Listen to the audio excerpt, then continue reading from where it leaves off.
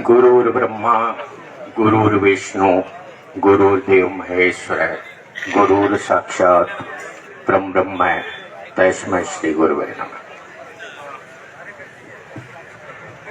डरपोक अपनी मृत्यु से पहले कई बार मरते हैं। डरपोक अपनी मृत्यु से पहले कई बार मरते हैं।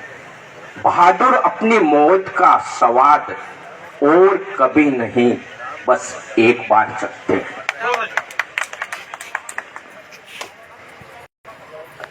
भगत सिंह, सुभाष चंद्र बोस, चंद्रशेखर आजाद और महात्मा गांधी के बलिदान की वजह से आज हम स्वतंत्र रूप से आज हम एकत्रित हुए और इसी के साथ आज 15 अगस्त स्वतंत्रता दिवस की आपको हार्दिक शुभकामनाएं प्रेषित करते हुए मैं आप सभी का कस्बे वासियों का हार्दिक अभिनंदन स्वागत करते हुए मैं दो बात दो सलाह रखने आया हूं।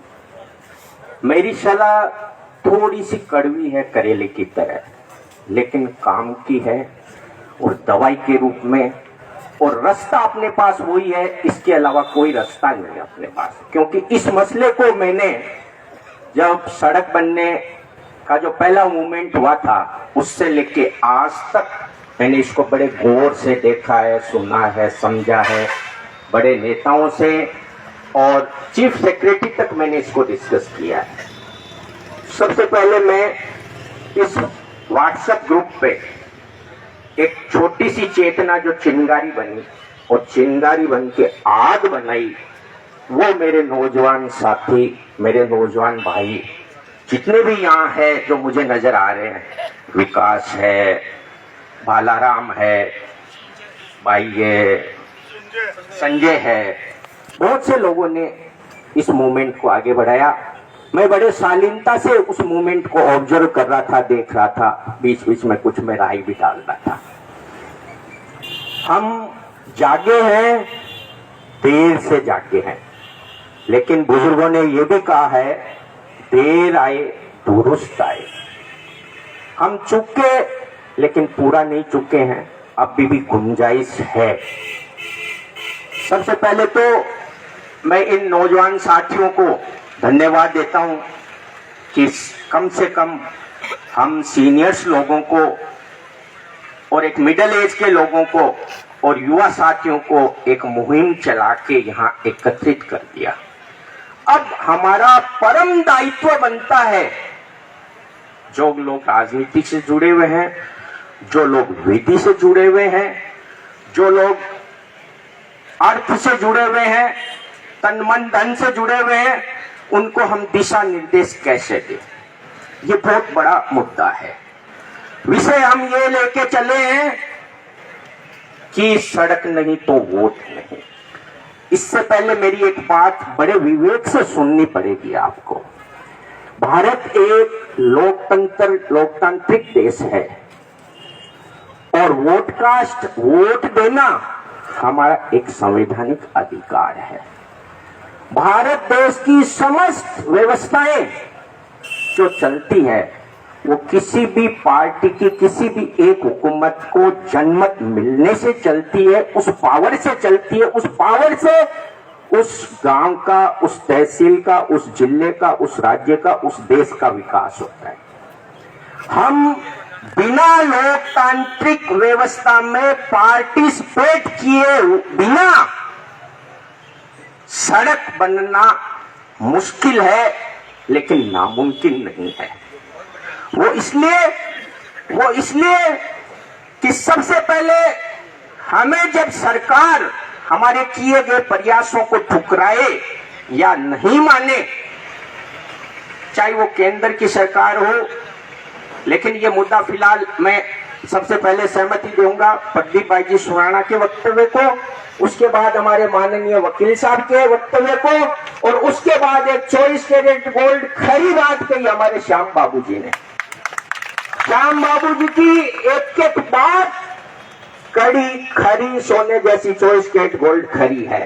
और इन्होंने एक बात ये भी कही थी कि स्टेट गवर्नमेंट का ये मुद्दा नहीं है, ये मुद्दा केंद्र गवर्नमेंट का है। इस मुद्दे पे मैं आऊंगा और आपको ऐसा रास्ता बनाऊंगा कि आज हम सब जो इकट्ठा हुए हैं, ये जो एनर्जी है, ये जो हमारा समय है, ये जो हमारा मन है, ये हमारा जो जोश है, वो पहले की तरह यहां खुश नहीं हो जाए, शांत नहीं हो जाए। सबसे पहले एक बात और बतानी जरूरी है कि ये जब सड़क बंद हुई, उसके बाद कांग्रेस की सरकार आई। कांग्रेस की सरकार आते ही 10 दिनों बाद में और फुसराज जी माननीय मुख्यमंत्री अशोक जी गहलोत साहब से मिले। उन्होंने पूरा प्रसंग सुना और हमने लिखित में सारी बातें उनसे कही। उन्होंने तुरंत उसका इन्वेस्टिगेशन के लिए डिपार्टमेंट को पीडब्ल्यूडी और पर्यावरण विभाग, वन विभाग को भेजा। उसके बाद माननीय पूर्व चेयरमैन वरिष्ठ हमारे खुशराज जी शर्मा के पास मुख्यमंत्री जी का लेटर भी आया। उसमें स्पष्ट बात थी कि ये अभी विचाराधीन है और सेंट्रल गवर्नमेंट के द्वारा नोटिफिकेशन लगने के कारण ये मामला अभी हो नहीं सकेगा, सफल नहीं हो सकेगा, हम कुछ नहीं कर पाएंगे। इसके बाद भगवान की कृपा से और कस्बे वासियों के भावनाओं को देखते हुए 3 साल पहले फॉरेस्ट में चीफ सेक्रेटरी वन विभाग के आए हुए थे। संयोग से वो मुझे मिले। मैंने ये मुद्दा पूरा उनको रेफरेंस से रखा। मैंने कहा साहब मेरे गांव का मामला है, आप इसका बताइए रास्ता, और आप इस डिपार्टमेंट के चीफ सेक्रेटरी हैं। उन्होंने पूरा संज्ञान लिया और तुरंत सड़क का नाम लेते ही उन्होंने ये मेंशन किया 2.7 2.7 वाली सड़क। मैंने कहा हाँ साहब। तो उन्होंने एक बात और कही कि देखो इसका रास्ता है लेकिन कठिन है और लंबा है और इसमें आप सबको ये करना पड़ेगा। मैं साहब हम प्रयास करेंगे। उन्होंने एक ही बात कही, देख चमन अब बोल मत तू बीच में। जो बात जो यहाँ बात किसी ने नहीं कही, किसी ने इस बात का जो रास्ता नहीं बताया कि हमें चलना कैसे है। हमें इकट्ठा होने से, समिति बनने से, वोट का बहिष्कार करने से कुछ नहीं मिलेगा। हमें जो मिलेगा, जो मेरी जानकारी है मैं आपसे शेयर करूंगा। अगर मुझे मौका देते हो तो मैं बोलता हूँ, नहीं देते तो कोई बात नहीं।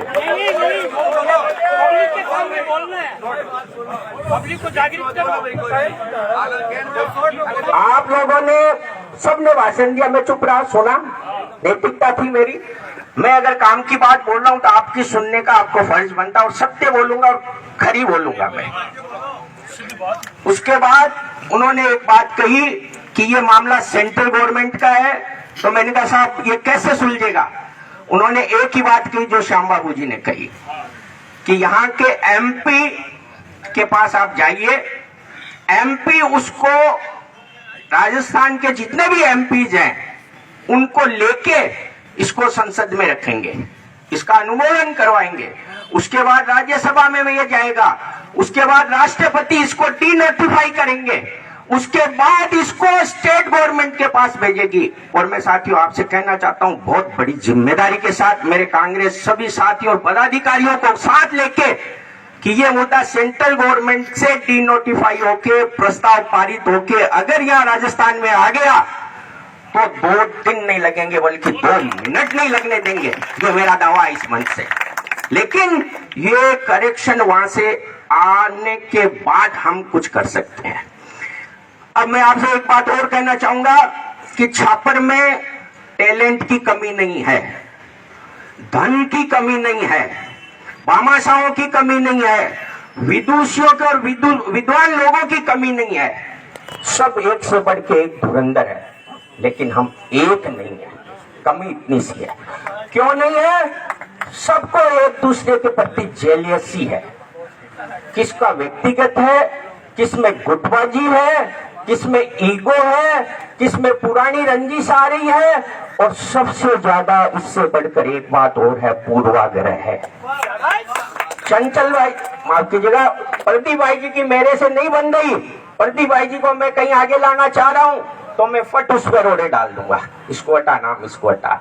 जीतू की किससे नहीं बन रही, श्याम बाबू की किससे नहीं बन रही, किसी और प्रतिभाशाली भाई की किसी से नहीं बनती।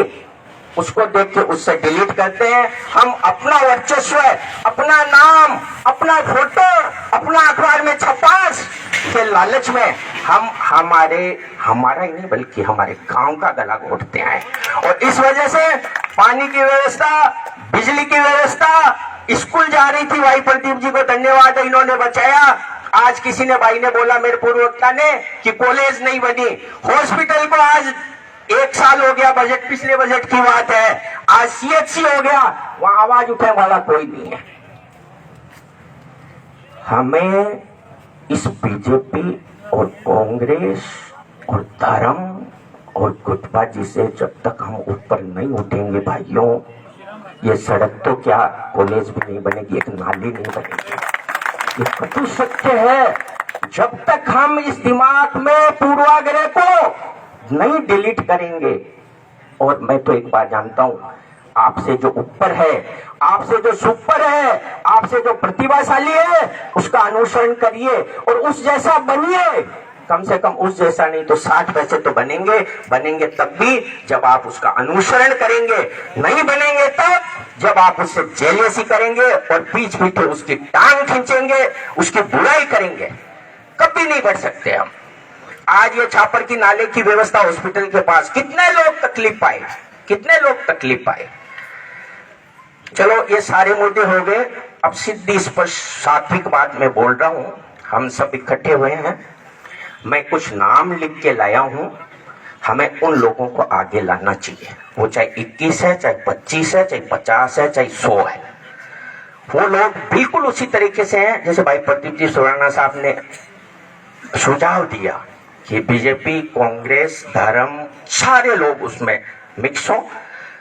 उन लोगों में से वो अपने आप में डिस्कस कर ले किसको लीडर बनना है। वो एक गांव का प्रतिनिधित्व हो गया। उसमें नगर पालिका के ऑटोमेटिकली 25 पार्षद आ गए, मनोनीत पार्षद आ गए, सारा उसमें मिश्रण होगा। उसके साथ हमारी युवा शक्ति होगी। भाइयों, मैं आपको डिमोरलाइज नहीं करना चाहता। इस ताकत को आप लोग पॉजिटिव वे में वार करें। वार कब किया जाता है? जब लोहा गर्म होता है। अपन क्या करते हैं, ये जो एनर्जी है व्यर्थ में गंवा देते हैं, और जब हमें करनी होती है वहां पे हम टाइम फिस हो जाते हैं, हम गायब हो जाते हैं, हमारे काम आ जाता है, किसी से विचलित कर दिए जाते हैं हम किसी से, या पार्टी घुस जाती है, या पड़ोसी घुस जाता है, या कोई दुश्मन घुस जाता है। इन चीजों को हमें ध्यान रखते हुए आगे बढ़ना पड़ेगा। एक बात मैं और कहूंगा आपसे, इससे पहले मैं कुछ नाम लिख के लाया हूं, और नाम सोच समझ के लाया हूं, मैं मेरे अनुभव से लाया हूं। सड़क का जो पहला मूवमेंट हुआ था, उस मूवमेंट से अब तक, और मैं आगे क्यों नहीं हुआ उसकी भी वजह है, उसमें प्रदीप जी भाई जी क्यों नहीं हुए उसकी भी वजह है, श्याम बाबू जी क्यों नहीं हुए उसकी भी वजह है, बीजेपी के और समर्थ नेता नहीं हुए उसकी भी वजह है। लेकिन हमने इसका बीच का रास्ता निकालेंगे। ये कमेटी बन जाए, इस कमेटी के बाद हमें सबसे पहले चूंकि रतनगढ़ विधानसभा क्षेत्र में छापर आता है, इसलिए हमें सबसे पहले स्थानीय एमएलए को साथ लेके, फिर हमारा जिला जो है उसके एमपी को साथ लेके, सबसे पहले हमें राहुल जी कस्बा के पास जाना पड़ेगा। राहुल जी कस्बा, आज हम वोट नहीं, सड़क नहीं तो वोट नहीं, ये नारा लेके गए। आज हम डायरेक्ट ये विरोध करते हैं तो कल को हमें ओरमा मिलेगा, आप हमारे पास समस्या लाए नहीं, आप हमारे पास समस्या लाते, हम हल निकालते। अगर नहीं होता तो आप ये बात कहते तो हम उनको मौका क्यों दें। चुनाव 2 आते हैं, एक लोकसभा का आएगा और एक विधानसभा का आएगा। हमें कौन से चुनाव का बहिष्कार करना है ये भी हमें तय करना है। कहीं मोटों के साथ खून नहीं पीसा जाए। मैटर है केंद्र सरकार का और हम विरोध कर रहे हैं स्थानीय सरकार का। ये भी जायज नहीं है, ये भी गलत है, ये भी लॉजिक नहीं है, ये भी है। अगर इस तरीके से ये व्यवस्था चलेगी तो ये आक्रोश बढ़ेगा और हमें सहयोग नहीं मिलेगा, स्थानीय लोगों का भी सहयोग नहीं मिलेगा, क्योंकि यही कोई नहीं चाहेगा कि मेरी सरकार का विरोध नाजायज तरीके से हो। तो हमें राहुल जी के पास जाना है। अब बात चल रही थी नितिन गडकरी जी की। नितिन गडकरी जी के पास सेंट्रल पोर्टफोलियो है एनएच का। उनके पास स्टेट का पोर्टफोलियो नहीं है। वो स्टेट की ये गवर्नमेंट नहीं बना, ये सड़क नहीं बना सकते। हमें सबसे पहले जाना पड़ेगा राहुल जी कस्बा के पास। राहुल जी कस्बा जाएंगे, भूपेंद्र यादव केंद्रीय पर्यावरण मंत्री दिल्ली केंद्रीय सरकार, उसके सामने ये मुद्दा रखना पड़ेगा हमें कि यादव साहब, हम ये 4 सालों से हम दुख पा रहे हैं और इसकी ये सारी व्यवस्था जो एविडेंस है, माननीय वकील साहब वहां रखेंगे उन चीजों को। उसके बाद भूपेंद्र जी हमें क्या जवाब देते हैं, उससे काफी चीजें क्लियर हो जाएगी सुराना जी, उससे काफी चीजें हमारे सरकार की मंशा समझ में आ जाएगी। अगर भूपेंद्र जी पॉजिटिव निकले, राहुल जी का फॉलो प्रॉपर रहा, हमारे यहाँ स्थानीय विधायक का प्रॉपर रहा और केंद्र में पार्टी का हमें पूरा सहयोग रहा, तो कोई मजाल नहीं है कि उस नोटिफिकेशन को डीनोटिफाई करके संसद में पास करके स्टेट गवर्नमेंट के पास आ जाए। और सड़क अगर चुनाव से पहले होता है तो ये कांग्रेस सरकार बनाएगी, और अगर आगे भविष्य में कौन सी सरकार आती है वो बनाने को मजबूर होगी। क्यों श्याम भाई जी?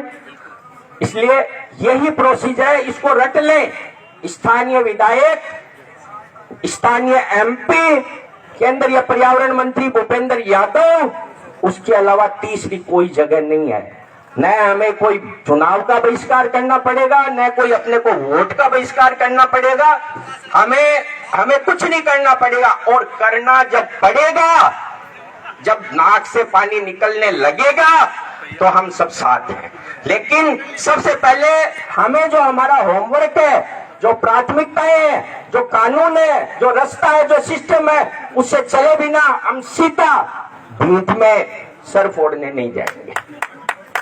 हमें विवेक से काम लेना है, हमें होश से काम लेना है। हमारी युवा शक्ति जितनी भी है, इसको मार्गदर्शन की जरूरत पड़ेगी, देनी है। क्योंकि इनमें ये जो मैंने बात बताई है, जो श्याम बाबू जी ने बात बताई है, जो वकील साहब ने बात बताई है, जो प्रदीप जी भाई जी ने बात बताई है, इस बात का अभाव था। उस बात को हमें इनको बताना है और इनको साथ लेके और फिर हमें आगे बढ़ना। अब मैं आपके सामने ये रख रहा हूं, मैंने जो सुझाव लिखे हैं जिन जिन सदस्यों के, वो मैं आपको एक बार ध्यान से सुनिएगा।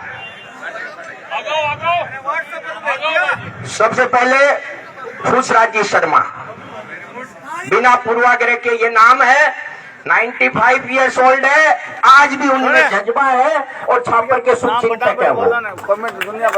नंबर 2 है, आपके तकलीफ हो रही है अभी सुनने में, समय नहीं है आपके पास, कौन बोला ग्रुप में डाल दो? बोलो नहीं, बताओ मुझे। 2 नंबर है श्री नानकराम जी तापड़िया, आज बीजेपी के वरिष्ठ कार्यकर्ता हैं, समाज सेवी हैं और मार्केट में आप विराजते हैं। राम जी पेड़ीवाल, जो कि 2 बार के यहाँ के चेयरमैन रहे हुए हैं, राजनीतिक अनुभव तकड़े वाला है। चौथा है जयप्रकाश जी सोनी, 5वां है चंचल जी दुधेड़िया, यह व्यापार मंडल अध्यक्ष। विनोद जी बंसाली, मैं विनोद जी बंसाली भाई जी को आज प्रवासी कोयम्बटूर याद करना चाहूंगा कि आज जो छापर में आप बिजली की व्यवस्था देख रहे हो और छापर में ये जो हॉस्पिटल टिकी हुई है, जो आज सीएचसी में कन्वर्ट हुई है, इस व्यवस्था को बनाने में मैं चश्मदीद गवाह हूं कि ये काम विनोद जी भाई जी बंसाली का है। जनसंघर्ष समिति उन्होंने बनाई थी चोपड़े बाजार में और इस बिजली को 24 घंटे के लिए उन्होंने बाउंड किया था। और राजेंद्र जी राठौर हेल्थ मिनिस्टर थे, अदिति मेहता चीफ सेक्रेटरी थी, श्याम भाई जी थे हमारे साथ, श्याम भाई जी और कई लोग हमारे साथ थे, जयप्रकाश जी, और हम गए और तुरंत इस हॉस्पिटल को एमसीडब्ल्यूसी और पीपी सेंटर और डिस्पेंसरी, ये तीनों सुजानगढ़ शिफ्ट कर दी थी। रातों रात सुराना जी हम लेके आए इसको। उसमें विनोद भाई जी बंसाली का वो तकड़े वाला मूवमेंट था, उनके नेतृत्व में हम लोग गए थे, इसलिए मैंने ये नाम लिखा और उनमें जज्बा है। सूर्य प्रकाश जी स्वामी हमारे वकील साहब, हमारी बहन सैनिका उनियाल दिल्ली रहती है, राजनीतिक तकड़े वाला जज्बा रखती है। हमें मातृत्व शक्ति, महिला शक्ति, बहनों की, माताओं की भी जरूरत पड़ेगी इस मूवमेंट के लिए। फिर रामकरण जाट वकील साहब ने कहा था, उस मूवमेंट ने भाई ने बहुत साथ दिया। जयराम जी जांगीर, श्रवण जी माली हमारे चेयरमैन साहब गांव का प्रतिनिधित्व करेंगे। सारे पार्षद, हमारे मस्जिद के मौलवी जी, हमारे मंदिर के पंडित जी,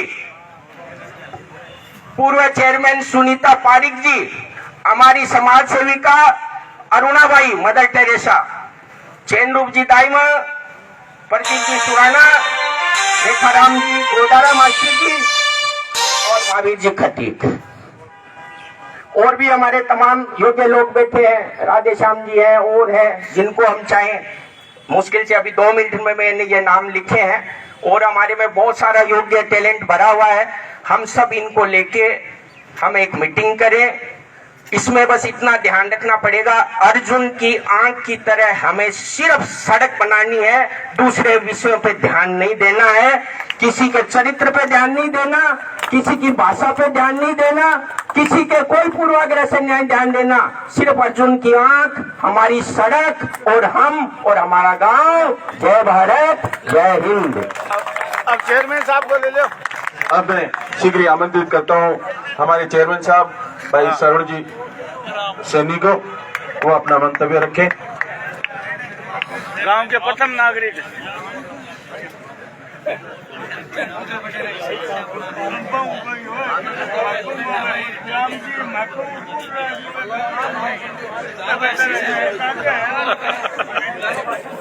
राम राम जी सभी ग्रामवासियों को।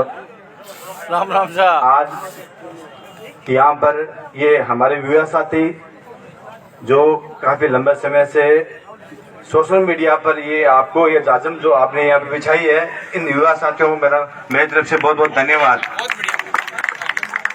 आज हम जिस मुद्दे पे यहाँ पे बैठे हैं, उस मुझे जो लेकर जो आज चर्चा हुई है, मेरे से पूरे जो वक्ता ने कही है जो बात, मैं उसमें सब उनके सारी बातों पे मैं सहमत हूँ।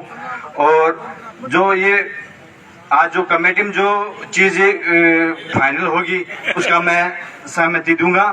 छापर नगर पालिका चेयरमैन, मैं आपकी तरह इस मुद्दे पर हमेशा कायम रहूंगा, जो आप कहेंगे वहीं पर आपको मैं रहूंगा। जय भारत, जय हिंद।